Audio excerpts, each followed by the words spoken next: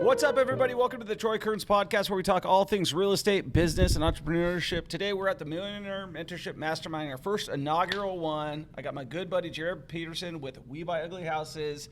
He's a wholesaler, a flipper, mainly a wholesaler, and finding deals for everybody. He just shook the whole room with his knowledge. He's dropping bombs. Jared, welcome to the podcast. Thank you for having me. Yeah, so we've been talking a lot about having you on here, and it just seems like the most convenient time. Tell us, you just spoke to about 20-something students, no experience. This was your first time speaking. You're a little nervous going up there. You told me before, but you just came through. Yeah, I mean, obviously a little nervous, right? Never done it before, so it was an interesting thing. I've been to many masterminds and seen other people do it, so it was cool to actually go be on the other side and be in front of the projector for once. Right, and all this knowledge that you've gained, let's talk about your story. How did you start getting into real estate, investing in wholesaling properties? Yeah, so I grew up in North Pole, Alaska. Anyone that knows me knows that, but it's you can look it up. It's a small, tiny little town. I met she's now my fiance, going into my senior year of high school, and instantly we were like, we're getting out of Alaska as soon as I graduate. So we moved to Las Vegas, primarily because my dad and mom always planned to go there afterwards. So I was like, well, we can all be together down the road. Right. And what it was I just kind of had some dead-end jobs, and I was just looking into all different kinds of things. And I don't know if you remember or not, but back in 2017-18 was kind of when the guru was becoming a thing. Right. And if you were an 18-year-old male, you were just bombarded with ads of drop shipping, Amazon FBA, Forex trading, wholesaling real estate, just all different kinds of things that were coming about. And, you know, I tried it all, bought a lot of courses, pretty much blew through all my savings that I had from Alaska. Really? Got down to almost no money, and then just kind of kept the wholesaling thing just kind of stuck with me. It was what I was interested in. It was what intrigued me. And, you know, back then my only thought process to it was, well, everyone that I know that has done real estate has been rich. So I'm just going to go try that. And so I didn't actually know that. I thought you stumbled into a job. So you were actually already interested in the actual real estate investing, and then you found the job. Yeah, so I was interested in what had happened is I was obsessed with it, right? And so I would go to, if you guys know, Meetup is an app that you can go on. There's tons of networking events on there. I mean, 5 times a week. If I heard a radio ad for like Than Morell, if you remember that guy. Been to a bunch of them. Yeah, that guy's courses there's something else. And it attracts the newbie crowd. Clickbait. Yeah, clickbait. His courses were not very good. But I go to all those things, and I went to as many as I possibly could and just kind of networked my tail off, wasted a lot of my time going to some of those, but really what it did was just exposed me to the power of that and got me out of my comfort zone. Because back when I first moved to Vegas, I was like, I hate people. I don't want to be around people. I'm just going to be a lone wolf, do my own thing. I had to completely change that to be able to do this. And what had happened was your good friend Ryan Pineda, he put on his first ever Future Flipper event, and when he did that, it was at a bar. I had to sneak into the bar because I wasn't of age. Right. The waitress was like, "What would you like to drink?" And I'm like, "Just a water. I don't need any red flags over here." Right. Snuck into this bar and just networked, talked around, and then ended up running into someone there who we talked for a good 30 minutes or so. He was interested in what I was interested in. He had started a company with somebody else and was looking for an acquisitions agent / cold caller. And I was just like, let's do it. Sign me up. And I think about maybe a couple weeks after that, I was in his office on all commission and just cold calling, hitting deals up, hitting leads. Wow, I'm learning something new. So you actually found Nick Marietta at Ryan Pineda's meetup. I found Adam Hayes there, Nick Marietta's partner. Nick was not there, but yeah, I found Adam there, and that's how me and Adam first met. Cool. So let's talk about the first job that you got. So you got a job working at what? You're working for a company, or you're working for We Buy Ugly Houses, or how was that whole situation set up? Yeah, so when that first happened, I was all commission. It was Adam, Nick, and there was another guy named Dennis. And the company was called Cash House Buyer. And that was in August of 18 when I started that with them. Right. And so I was purely commission, cold calling, doing all that stuff, going to seller appointments. And it was really just me and Adam in the trenches, and his dog. He has a little toy poodle named Arnie. He's a cute little dog. Shout out to Arnie. Yeah. We would go to seller appointments with Arnie in the car and stuff. And we would go drive for dollars in Pahrump, Nevada with Arnie. And we'd just hang out. Right. And me and Adam just were in the trenches, just grinding. He was still, looking back now, I realized he was still fairly novice at that that time. He had bought some rental properties in Kansas City Right. and had just kind of wasn't really sure on the wholesaling game and was learning at the same time as me. A little bit more experience than I was, obviously coming in brand new, but we were both learning together and doing things together, and it was really fun. And so started off doing that, all commission. Back then, and Nick said this before on podcast as well, I was a pretty bad pothead. And so I struggled with working hard and showing up to work on time. Let's go down that. I mean, we've all struggled with addictions. Certainly know mine about alcohol. I've definitely indulged in marijuana before, but let's talk about that. So at that point in your life, so you're doing good, or you're at the right place, but you were a big pothead. Yeah. Yeah, I guess I didn't really realize the opportunity in front of me at that time. I mean, it was just a job. At that point in time, I didn't know anything other than a job, and it just felt like a job. And so I didn't value it for what it was at that time. Right. And I was a pothead. I would show up. I never smoked at the office or like during the day. On camera, he's not saying that. But I mean, I can promise you the night before I would be as high as possible and wake up the next day just whenever I woke up naturally and show up to the office. And I was all commissioned, so there was never a requirement. But of course, they were like, we'd like you to be here at 8 a.m. We'd like you to show up not with bags under your eyes from being completely blasted the night before. Right. So and how long did you smoke pot for? Oh man, I mean, I think the first time I ever smoked weed, I was maybe 12 or 13 years old. I was going into middle school. Okay. And how long consistently did you smoke weed for? I smoked until basically COVID. At the end of COVID is kind of when I stopped. I had some run-ins and some just weird experiences and trips. Stopped.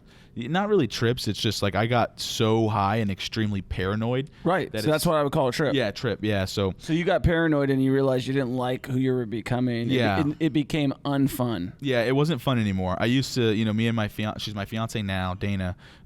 We would smoke a joint and we would just go run to like PF Chang's, just high out of our mind and just get a ton of fun out of it, laugh. And that just kind of went away. We didn't have the same feeling anymore. We didn't get the same endorphins from it. Right. And so at the end of 2020, part of the reason I stopped was because I moved to Missouri and it's not legal here. Right. So there was no dispensary less access. Yeah, less access. And I turned 21 in COVID. So the first time I was able to buy marijuana, the dispensaries weren't open. Right. So it was just all the factors were going against me, and I was just like, I don't need this in my life. It doesn't provide any real value to me anymore. Right. I don't need it to sleep like some people do. Right. I don't have any anxiety or any issues like that. So it's like, I'm just going to cut it out and stop. And so I just cold turkey cut. And then the last time I ever smoked weed before that was like June in 21 when I went to Alaska, saw my buddies. Of course, they want to smoke weed like old times. So we burned a couple joints for the weekend that I'm there. And then other than that, I just don't touch it anymore. That's great. So was that a big change for you? Like, did you see things change after you kind of kicked a habit, I would say? Because when I was doing stuff like that, whether it's booze or weed or anything like that, I noticed you just build a habit, because you and I are very similar. We're very driven people, and I think sometimes it's a compulsion. When you do something, you just keep doing it, and then you build a habit. Yeah. So when you dropped that habit, did a lot of things change for you? Yeah, what it really did for me more than anything else was I was mature, but it made me grow up. And it made me realize the opportunity in front of me. And when I moved to Missouri, part of the reason that I was moved to Missouri within Nick and Adam's company was I was offered a piece of the pie. And that was one of the reasons I went out there, to be an owner. And long story, that didn't work out. But let's talk about that. Did you ever get a piece of the pie? No, I never got my ownership that was supposed to happen. Right. But throughout the entire process, obviously I got commissions and salaries and was well paid for the job I was doing. But yeah, the ownership never did come around. So did you feel that, like, I know we've talked about that, and I want to get a little bit personal here, and we're not trying to make anybody look bad, but do you feel like you were, taken advantage of? I don't know that I particularly feel like I was taken advantage of. I think what really had happened was with that ending and I think both Nick and Adam would admit this to anybody that asked too, is they didn't handle the situation properly. I came to a point where I was like, hey, look, I have other options on the table, and I think this is what I want to go do. And there's a lot of different ways that the owner and the manager should in my opinion, approached that conversation, and Right. it wasn't approached the correct way. And I think, and both of them, and Adam specifically has admitted it to me, and he's even reached out to sit down once, and I'd be happy to do so. I have no animosity towards them. I Right. don't dislike either of them. Because you were, for lack of a better term, fired from the company. Yeah, essentially I was like, I have an option on the table to go do something else. This is what I think I want to do. When I wouldn't give a commitment to stay there, they just went ahead and let me go. Yeah. Right. And when people get fired, and I've been fired from a job before, Yeah. it's like, it's kind of a little bit of an ego blow. You're like, oh man, I'm doing great here, or I think I'm doing great here, and all of a sudden, sometimes it's a power play, right? Yeah. And I think in this regard, I know that when I had talked to you, when we had played golf together, I thought the world of you. That's why you're here right now. And Yeah. and you had never spoken ill about any of these people, and you said, And you'll see to this day that I still really won't. yeah, know? you I still really won't. And so, the point, but that firing ended up being like a blessing in disguise. Yeah, it was what I needed. I was getting comfortable, Right. I was making good money. I bought a nice car. I had the money to buy whatever I needed in my life. I don't live a very crazy lifestyle, so I got very comfortable. And I feel like some of my work ethic even kind of showed in that. Right. Like I was good. I worked hard, but nowhere near as hard as I work today, and as hard as I've worked over the last 12 months to get where I'm at today. So it just was kind of an awakening, and it was a reality check, because for the first week I was like, holy crap, I just lost my salary that's paying me over six figures. And so it was Right.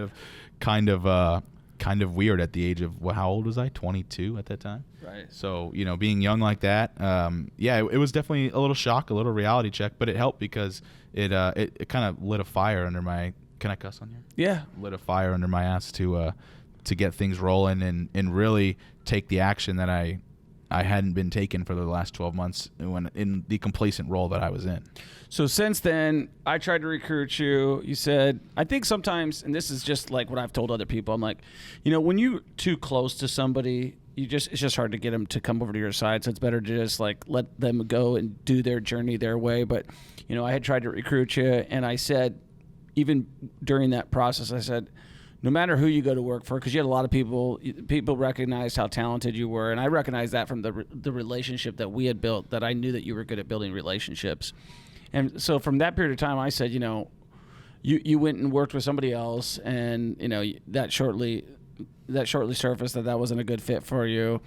And if you want to go into more detail about that, you can. But go ahead. Well, I mean, I wouldn't say it wasn't a good fit. I mean, it was great. We were doing a lot of deals. We were doing great. But the reason that one of the main reasons that I decided to end up leaving what I was doing at that point was just because, I was making a percentage. I was out there hustling, slinging deals, and I was like, well, if I'm going to make a percentage, I want a higher percentage. And I was offered partnership in a higher percentage, significantly higher. In fact, it's half now. And also just to work with, someone who I admired a lot and respected a lot. Right. And so it was kind of just, it made sense for me to go. I actually loved what I was doing. It was awesome. Like I talked at the presentation I did here, Right. the door knocking on the foreclosures and everything. It was so fun. Right. And it kind of, part of that new fire under my ass was that, like when Right. I started doing that again, because I hadn't done that in forever. I used to do that in Vegas way back Right. in the day. Right. Haven't done that in forever. So it was like, holy crap. Like I just felt that feel to hustle again. And it was good. And so I mean, nothing but great things for that. But it just, I had a better offer on the table to work with, a high level investor who I have a lot of respect for. So I naturally took it. Right. And I had told you, I said, whether you're working for me or whether you're working for Carl Bassett, who we've actually had on the podcast before, I said, Yeah. You can't go wrong. And I think Carl, and I think for, who you are and the brand recognition and the fact that you've already worked for Homevestors before, Yeah. it made a lot of sense for you. And it's been a great move for you. Tell me, what are your plans for the future? Well, the plan that I have to end this year here is to just get to where we can still do 10 deals a month for the ending 3 months of the year. This week we signed 5, so we're already halfway through October. And I think we had a couple earlier in the month. I forget if they came in at the end of September or the beginning of October, but this week alone we signed 5 deals. And so the goal for me is to get to that point where we're consistently bringing in 10 deals. And then next year, my long-term goal is I'd like to do 100 deals at an average of $30K net profit and net $3 million and keep 1.5, half of my money. Nice. So, And prior to that, what's the most amount of money you've ever made in a year? Last year, I think I pulled like 175. And what are you pacing to make this year? Probably around $250,000. So 175, 250, and then next year you're planning to make 750, 1.5. half of 1.5, or no? Well, no, half of the $3 million net. So I want to make 1.5 next year. 1.5 million. And how old are you? 23. 23 years old. Yeah. So based on that, for people who are out there listening and saying like, man, this guy is so much ahead of me. He's 23 years old. Or what would you say to inspire people out there, even if they're older or if they're younger than you? What would you say? I would say that I'm really not much further ahead than anybody. I mean, it's the same stuff. It's just a matter of implementing. If you can learn the tactics and you implement, you'll do just as good as the guy that's already doing 100 deals a year. It's just a matter of gaining more experience, getting in more living rooms. For inspiration's side, I would say you just need to go out there and do it. I was very scared to leave my job and lose my job that I had previously. Not the one where I did at the beginning of this year, the old Homevestors setup. I was approached to leave back in, I think, September, or maybe it was September. And I wasn't approached. I reached out to the guy, and we had sat down, and kind of said, hey, we can do this if we want. And that was in September of 2021, and I didn't even have the conversation with my bosses until December. So I was scared. And I will admit that because I don't have any problem saying that. Right. I was scared. I was worried about it, and finally, they ended up doing it for me, and I'm thankful in that regard because I did finally talk to him, so I would have did it, but the inspirational side back to that is to just go out there and just do it. Go and find 10 beatdown houses today, write down the addresses, send handwritten letters. And what's it going to cost? 30 minutes of your time? Just go out there and do it, and that's the only really inspiration I think that is necessary. Right, and I think beyond that, when something bad happens to you, something good's right around the corner, right? Yeah. Like, I mean, at that point in time, you were probably at the highest of your high. You're doing well, but you're frustrated about your current position. Then you get let go, and you're devastated because you're like, I've got this great lifestyle. I've got this nice car. I've got the woman of my dreams on my arm. I'm going to get married. I'm going to pay for this wedding. I've got all these things going on, and now I got let go. What am I going to do now? And even though you had offers on the table from a lot of people, it just kind of was an ego blow, I imagine. Yeah, and there's obviously just some discomfort to being fired. I don't care if you're making $20,000 a year at Dollar General or if you're making $3 million a year at working at Google as a CEO, right? If you get fired, there's just discomfort in that feeling. Right. Naturally. Yeah, no, I remember I got fired from one job at the Preston General Store. Is that like a dollar store?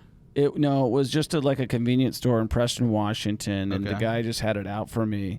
And he'd go around me and say, you didn't pick up the cigarette butts, all of the cigarette butts in the lot. And I'm like, people smoke like during that process, and if you found one, Yeah. And he was just gunning for me, and when I got fired, I was like, man, thank God I didn't even like that job. But I was so mad at the fact that I had gotten fired because I think it was a loss of control. I didn't have control over my future.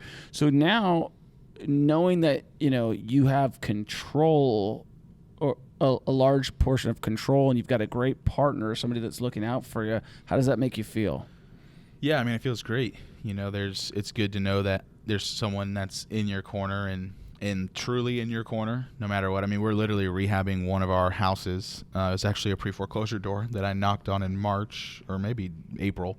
And then the lady just kind of fixed the problem, whatever, and then came back around and was like, hey, I'd be willing to sell it to you. And this was right when, I partnered up with Carl. So we ended up buying this house, and he's literally rehabbing it, and I'm going to move into it, and he's going to refi it. It'll be one of the rentals. I'm not going to pay. I don't want to buy it because that's not the forever home for me, but it's something to move into now. And it's just like someone like that, right, is he'll take care of me in that regard and get me a nice house. He's even letting me tear walls down too. Like, we're not just talking like a rent-grade cosmetic rehab. It's like we're going to make this thing look badass. Well, and I think that's the key point is, like, he sees the value that you provide, and he wants to take care of you so that you don't go anywhere else. And he's trying to show it to you by actually doing things that say, you know what, I'm willing to provide you what you need because you're making me a bunch of money. You're making us a bunch of money, right? Yeah, 100%. Yeah. And that's a great feeling when somebody respects your hard work and your knowledge and your partnership. So it's been a great partnership so far. Yeah, no complaints by any means, and just the mentor in him outside of the partner is well worth just the amount of more phone calls I've been able to make to that guy just because we're partners now versus when I was wholesaling him houses is huge. Right. And so I think that's what we're here. We're here at the Millionaire Mentorship, first ever inaugural. And these guys, after you spoke, were coming up to you. How did that make you feel? Yeah, it was cool because I've never spoke before. And one thing that when I was sitting here thinking, because I knew I was before lunch, I was sitting here thinking on the way in here, I was like, I hope whenever I get done with my thing, like at least one person has a question. I was like, I don't want to be the guy that does the presentation and just like no one cares to ask a question. Or they're already at lunch. Yeah, or like they've already like just been chowing down on their barbecue, right? And it was pretty cool. Like I think there was like 6 of them that just kind of came up and wanted to ask questions, and they couldn't even because you pulled me away to come do this, right? So right. I was like, get out of there, guy. He's going to be here the rest of the time. But yeah, literally he had people surrounding him, which means that you're relatable, which I think is why sellers deal with you. Yep. You're engaging. You let everybody know that anybody can do it, and it wasn't overwhelming. Like you might have thought, well, from your eyes, like Casey Ryan, and when we're looking at him, we're like, holy man, the guy's a beast. But that guy's on another level. A lot of that, yeah, exactly. A lot of times that's too ambitious for people. Yeah, he's at a different point in explaining different things where it's like it's great to see that, but I think you kind of have to. It's like a house, you got to put the foundation down, and he's got the framing going, right? Like, and he's got the roof, but you can't do it without the foundation and solar panels. Yeah, and he's got everything, and in his strategy, and for me, I took so many notes when I was listening to Casey. I even called Casey like right after Nick fired me, and I wanted to pick his brain. I was like instantly, all right, let's go, because I don't know what happened, but there's not the greatest. I don't know why. We never talked to Casey much when I worked for Nick. I don't know if there's anything there or not. But as soon as it happened, I was like, I'm going to call Casey because I want to talk to Casey right away. And I had his number. I was like, I'm going to do it. Talked to his acquisitions agent, Ryan Grove, at Pineda's event. I talked to Ryan Grove for like, an hour just about, hey, what do you do on acquisitions? How's this going? What do you do with your acquisitions agents? All that type of stuff. And he's got a really great fueling business. And one of the other things too is he's a local home buyer company.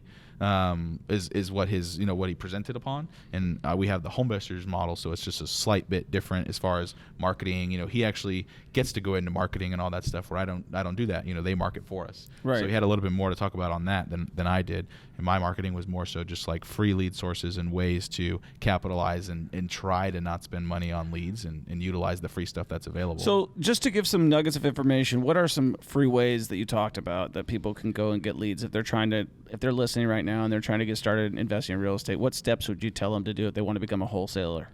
Yeah, I would say the number one thing that I would do, and the person that told me this was Max Maxwell.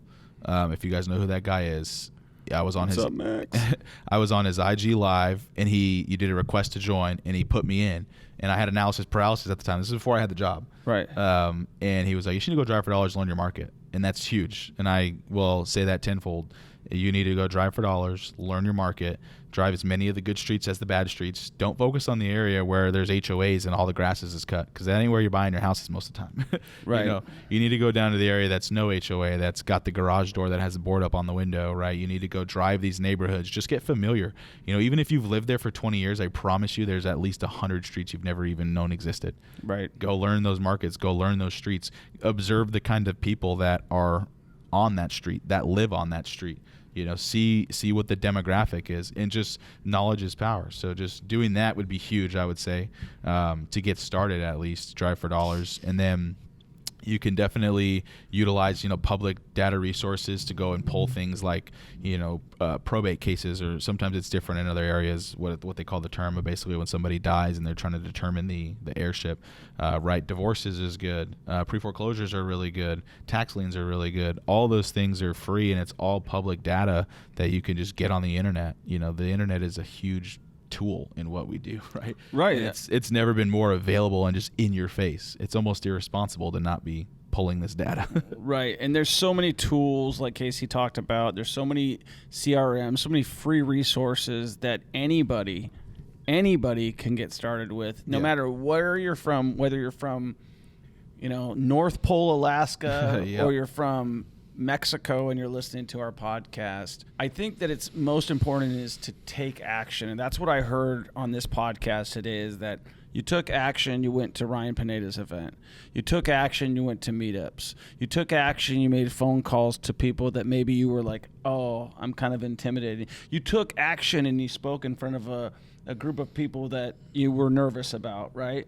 You got outside your comfort zone and you're continuing to take action and you're continuing to grow as a person. And so with that being said, what things have you learned in the last 4 years since you've become a real estate investor disposition guy? In the last 4 years, the things that I've learned, one is relationships are definitely everything in this business. I don't even know how you and I first met, but I think you just called me one day, or maybe I called you about a Vegas deal back when I lived in Vegas, and we talked for like an hour, and then we just talked, and I didn't even know who you were. You were a stranger to me. I was probably a stranger to you. Right. And then somehow you ended up moving to KC. I don't even remember how we first ever got to connect, but I remember I was golfing. Maybe you were golfing. We posted about it. We're like, let's go golf, But relationships are everything in this business, especially in a we've been living in the greatest market ever over the last couple of years. In a non-amazing market, relationships will even be more valuable. And I think also on top of that is don't take stuff personal. No, not at all. No. Don't take, you get fired. Don't take it personal. You get, you have somebody that doesn't like what you have to say on Instagram or whatever. Don't take it personal. Yeah. Develop thick skin, get outside your comfort zone, and get started. You guys, if you're listening to this podcast, do us a favor. If you're listening to it on YouTube, subscribe, give us a like, follow, share, all the jazz. If you're listening to it on Apple, give us a 5-star review.